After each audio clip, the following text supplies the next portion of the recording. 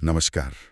आज हमारे पास जो दस्तावेज हैं वे हमें 27 जून के आसपास की कुछ दिलचस्प ऐतिहासिक घटनाओं की तरफ ले जाते हैं। तो चलिए इन स्रोतों की पड़ताल करते हैं और देखते हैं कि इस तारीख के इर्द गिर्द इतिहास के पन्नों में क्या दर्ज है। कुछ अहम लोग हैं, कुछ अनोखी पहल और कुछ महत्वपूर्ण राष्ट्रीय पल भी। यहाँ साहित्य से लेकर तकनीक और खेल जगत तक की बातें हैं। देखते हैं ये अलग अलग धागे मिलकर क्या तस्वीर बनाते हैं। शुरुआत करते हैं साहित्य और राष्ट्रीय पहचान से। 1838 में इसी दौरान बंकिम चंद्र चट्टोपाध्याय का जन्म हुआ था। इन दस्तावेजों के मुताबिक उन्हें खास तौर पर उनके उपन्यास आनंद मठ और अमर गीत वंदे मातरम के लिए जाना जाता है। हाँ, और उनके दूसरे उपन्यास जैसे दुर्गेश नंदिनी और कपाल कुंडला का भी जिक्र मिलता है। ये नाम ही अपने आप में कितने अनोखे हैं। पर वंदे मातरम की बात करें तो ये सिर्फ एक रचना नहीं रही। बिल्कुल। और इसमें एक दिलचस्प पहलू ये है, जैसा कि जानकारी इशारा करती है, कि इस गीत को पहली बार सार्वजनिक रूप से 1896 में रविंद्रनाथ टैगोर ने गाया था। अक्सर ये जानकारी लोगों के ध्यान में नहीं रहती है। हाँ, ये बात तो है। और फिर जैसा हम जानते हैं, 24 जनवरी 1950 को इसे स्वतंत्र भारत की संविधान सभा द्वारा राष्ट्रगीत मतलब नेशनल सॉन्ग के रूप में अपनाया गया। राष्ट्रगान जन गण मन के साथ ही। तो इस गीत की यात्रा देखिए, उपन्यास के एक हिस्से से लेकर स्वतंत्रता संग्राम का नारा बनने और फिर राष्ट्रगीत का दर्जा पाने तक। यह महज एक गीत नहीं, बल्कि भारत की आत्मा और पहचान से जुड़ाव का प्रतीक बन गया एक तरह से। ये पहलू वाकई कम जाना जाता है कि टैगोर ने इसे पहले गाया था। अच्छा, तो जहां शब्दों ने राष्ट्रीय भावना को आकार दिया, वहीं तकनीक ने हमारे रोजमर्रा के जीवन को बदलना शुरू कर दिया था।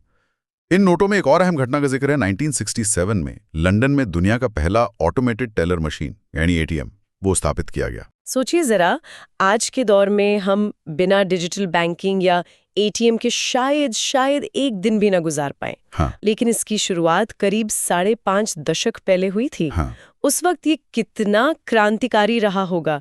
मतलब लोगों को बैंक की कतारों से हटकर किसी भी समय पैसा निकालने की सुविधा मिलना, इसने बैंकिंग के साथ हमारे रिश्ते को ही पूरी तरह बदल दिया। बिल्कुल।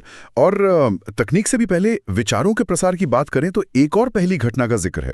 बहुत पहले 1693 में लंदन में ही महिलाओं के लिए विशेष रूप से प्रकाशित पहली पत्रिका लेडीज मर्करी सामने आई। हाँ, ये बात बहुत महत्वपूर्ण है। इसे अगर हम बड़े फलक पर देखें तो ये मीडिया के इतिहास में और खासकर महिलाओं की सार्वजनिक अभिव्यक्ति के लिए एक मील का पत्थर था, कह सकते हैं। सही बात है। ऐसे समय में जब महिलाओं की आवाज अक्सर घरों तक सीमित मानी जाती थी, उनके लिए एक समर्पित पत्रिका का प्रकाशन, भले ही उसका स्वरूप या दायरा आज के मुकाबले सीमित रहा हो, अपने आप में एक प्रगतिशील कदम था।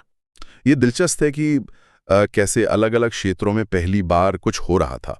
अच्छा, अब अगर भारतीय संदर्भ पर वापस आएं तो हमारे पास जो सामग्री है उसमें 1974 में पोखरण में हुए भारत के पहले परमाणु परीक्षण का भी जिक्र है, जिसे 27 जून के आसपास की महत्वपूर्ण घटनाओं में गिना गया है। निसंदेह स्माइलिंग बुद्धा कोडनेम वाला ये परीक्षण भारत के लिए एक युगांतकारी घटना थी।